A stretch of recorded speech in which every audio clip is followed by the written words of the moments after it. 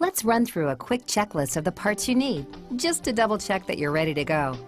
Remove all the parts from the box. You should have an eSpring system, power adapter, diverter valve, and on top of the valve, a plastic fastening ring and a metal connector. In the hardware kit, you should have a threaded adapter, a universal adapter, and 2 tie straps. Finally, you should have 2 elbows, tubing, and 2 tubing supports, and a tubing removal tool. Be sure you're installing the eSpring water purifier onto a faucet that supplies cold water. Do not run hot water through the water purifier at any time. If your faucet has an aerator or wire screen, unscrew to remove it and the washer from the end of your sink tap.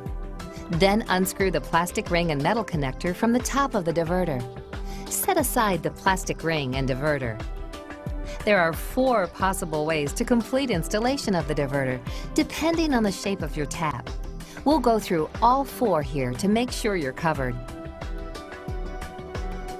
If the threads on your tap are on the outside, slide the plastic ring over the metal connector and screw the connector and ring to the tap.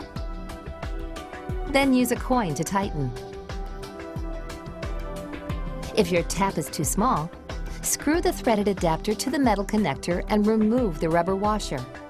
Slide the plastic ring over the metal connector and screw the connector and ring to the tap. Then use a coin to tighten. If the threads are on the inside, screw the threaded adapter to the metal connector. Slide the plastic ring over the metal connector and screw the connector and ring to the tap. Then use a coin to tighten. If your tap doesn't have threads, then you'll need to install the universal adapter. Unthread the 4 screws until the ends meet the inner edge of the universal adapter.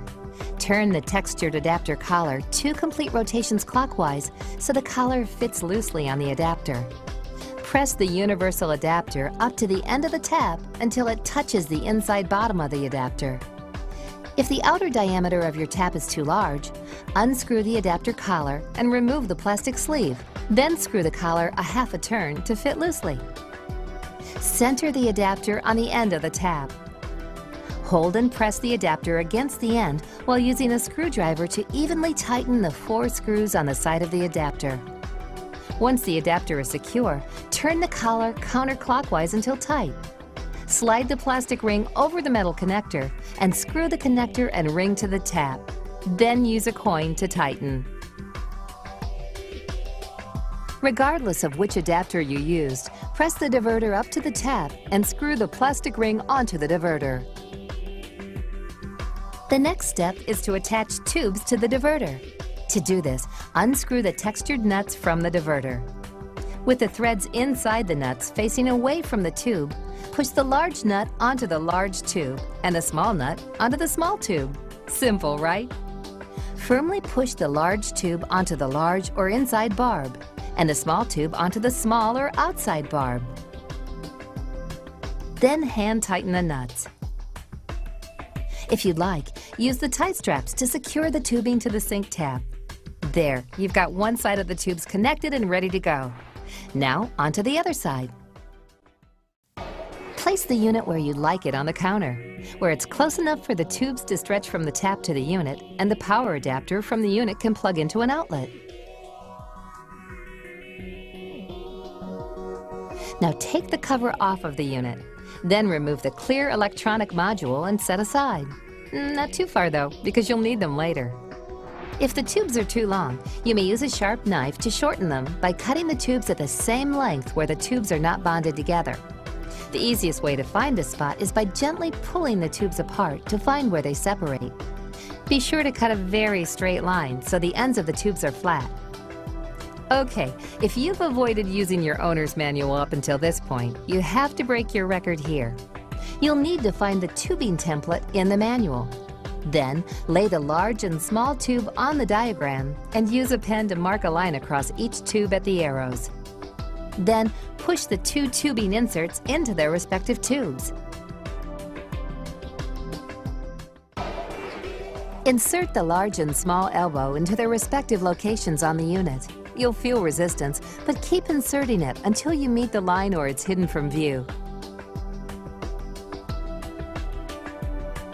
Now simply insert each tube into the proper elbows. Again, you'll feel resistance, but keep inserting until you meet the line or it's hidden from view. The water will flow from the diverter according to the position on the handle on the diverter.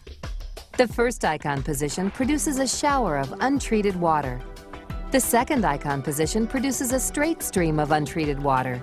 The third icon position produces a straight stream of eSpring treated water. Now you're ready for water to flow through the unit.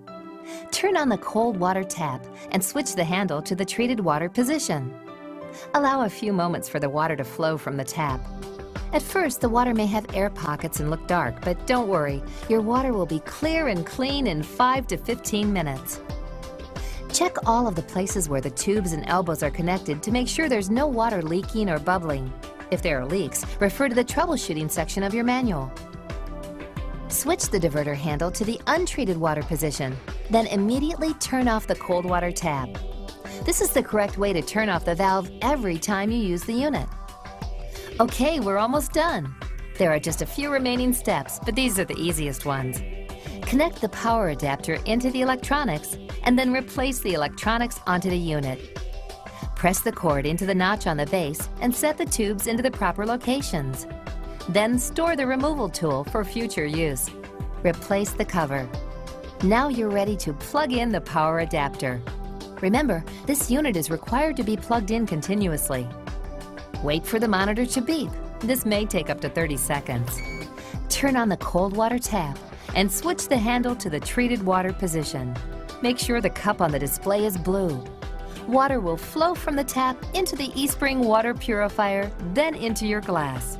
The eSpring water purifier is going to take care of you, but it needs some of your attention too. Always monitor the UV carbon cartridge life. The unit will signal you when it's time to order a new cartridge, and then again when it's time to replace it. The last bar will start flashing and beep once when treated water flows, letting you know that you have less than 10% of cartridge life remaining. This should leave you plenty of time to order a new cartridge. When it's time to replace the cartridge, the Replace Cartridge text will appear in red. The cartridge light will be flashing, and when treated water flows, the unit will beep continuously. Every 2 years, you'll need to replace your diverter and tubing. But don't worry, that won't be for quite a while. So for now, just enjoy drinking plenty of eSpring water. Congratulations, you did it! eSpring will now deliver clean water to your home that will help you and your family get the most out of life. Now reward yourself for a job well done. You deserve a glass right now.